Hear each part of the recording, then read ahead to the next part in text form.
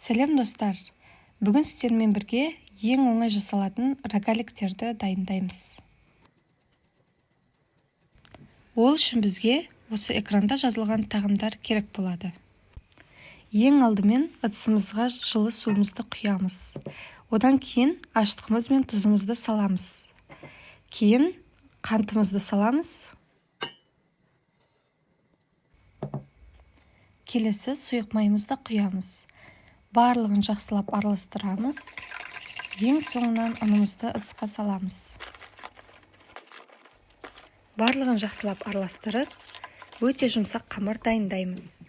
Және де оны бөлме температурасына 10 минутқа қоямыз. 10 минуттан кейін қамырымызды жақсылап жаямыз. Видеода көрсетілгендей шамамен 5 мм қалыңдықта жаямыз.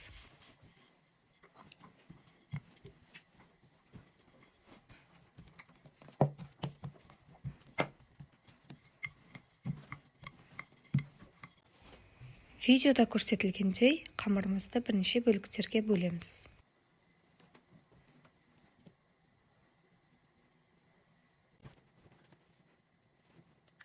Әр қамырдың шетіне салмасын салып шығамыз. Менде мұнда вареный сгущенка, сіздер өз қалауларыңыз бойынша салсаңыздар болады. Әр рогаликті дәл видеодағыдай етіп ораймыз.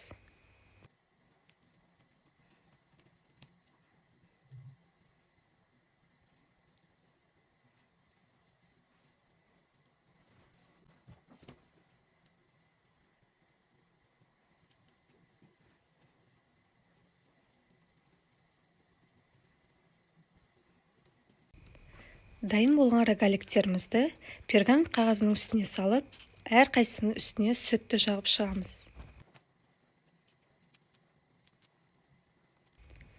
Дайын болған рогаликтерімізді 180 градусқа 30 минутқа ыстық пешке жібереміз. Сонымен біздің дәмді рогаликтеріміз дайын. Менімен бірге дайындап, үй іштеріңізді қуантуды ұмытпаңыздар.